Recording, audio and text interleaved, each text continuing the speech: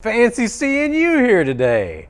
I wanted to do an extra special episode, at least 3 times more special than any of the other special episodes that I've done in the past, and I wanted to just show you my other business, Grow and Throw, where we do gardening, disc golf, e-bikes, and we'll get to brewing here in the future. So I'd like you to come on in and let's check out what we've been doing. Welcome to Grow and Throw. As you can see, we have discs. And we have disc baskets. And it's kind of funny that this is a business of mine because I started this as another hobby that I didn't want. You probably know I have a lot of hobbies if you're a regular for the YouTube channel. And I said to myself, okay, I finally got a hobby that isn't a job. I'm never gonna make this a job. I'm never gonna produce discs. I'm never going to do any of this for a living. And then my best friend was like, hey, you know what we should do is a throwing shop with growing supplies too. And it happened. So I went back on my word, and yet again, one of my hobbies, which this is one of my favorites, it's almost as fun as crawling. You know, it's kind of hard to judge, but it ended up being a business. And you know, it works out pretty good. I like having the baskets, I like having the discs, and I like being able to shop for myself whenever I would like a new one, which has been terrible for my supply of discs. I have gotten twice as many discs since we opened this shop. But let's go look in the next door and growing supplies. So now we are in the growing part of Grow and Throw. And as you can see, we have growing supplies, Green Planet nutrients, we got Pro Mix of various types here, we got pots, we got lights, we got other growing mediums, we got growing tents. There's really just all kinds of stuff in here, but that's not really what I want to talk to you about. Even though we also have grow tents, gorilla tents, if you're looking to grow. Those are actually the best tents that we have found. You can do pull-ups on them if you want. Who doesn't want to do pull-ups on their growing tent? I already did, so I can put myself on that list. But I really want to show you this electric bike that we just completed. This is really the fun part of the business for me. Not that it all isn't fun, of course, but some things are just a little bit more fun. This is some old school four-wheeler. It's a bicycle or quad-cycle or whatever you want to call them, and it has moped tires on it, which is great for being able to haul around 500 pounds, but it is terrible for being able to pedal efficiently. It is about the worst bike that you could imagine. Even on top of that, the seat doesn't really line up with your pedals. The pedals are in a weird spot, and the gearing is terrible too. You know, these are like those things that you go into Florida and you rent these and you pedal around on flat Florida pavement for 2 miles and you get completely exhausted. This is, it's a pretty terrible bicycle to tell you the truth, but you know what it's great for is electric conversion. And we've already test rode this yesterday and it works beautifully. Oh man, this thing is some fun. But what we ended up having to do is build a custom wheel for it. Like I said, it uses moped rims, which means you can't just slap any old hub motor on there. This one was 18-inch rims, I do believe. Let's take a look here. 18's on the back. Yeah. So 18's on the back, and I think it's like 14's on the front or something weird like that.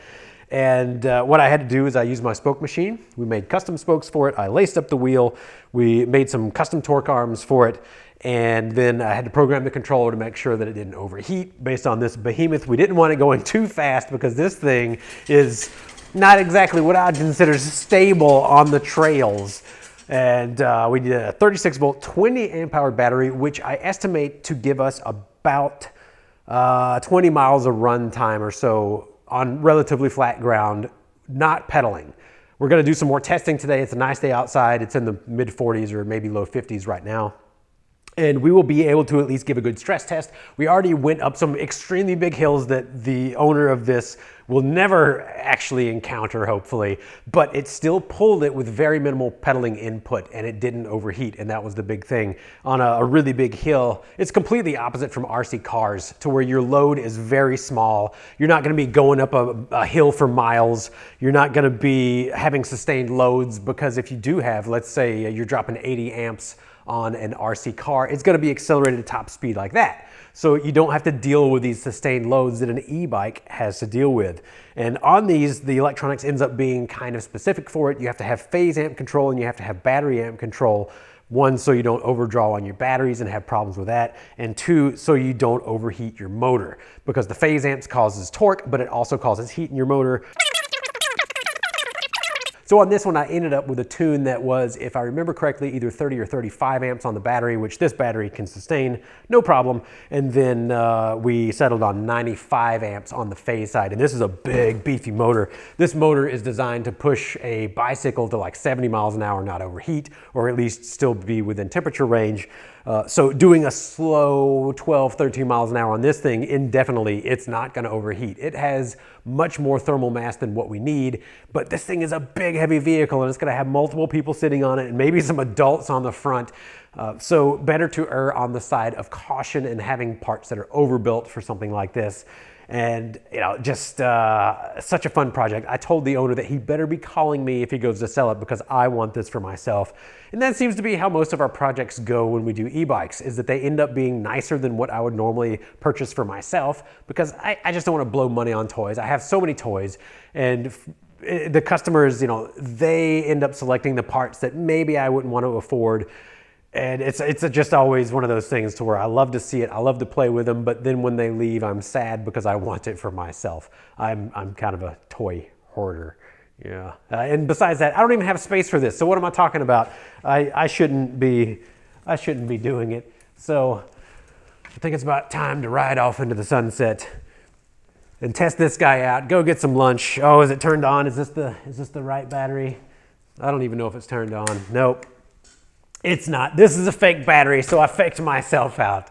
But if you do have any questions about this stuff, if e-bikes are your thing, even if they're not your thing, if you got some questions about them, I'm pretty decent at them. So go ahead and post those comments down below, post those questions for me, and I will do my best to get to them and help you out on some e-bikes. So as always, I do thank you for tuning in. Have a good day.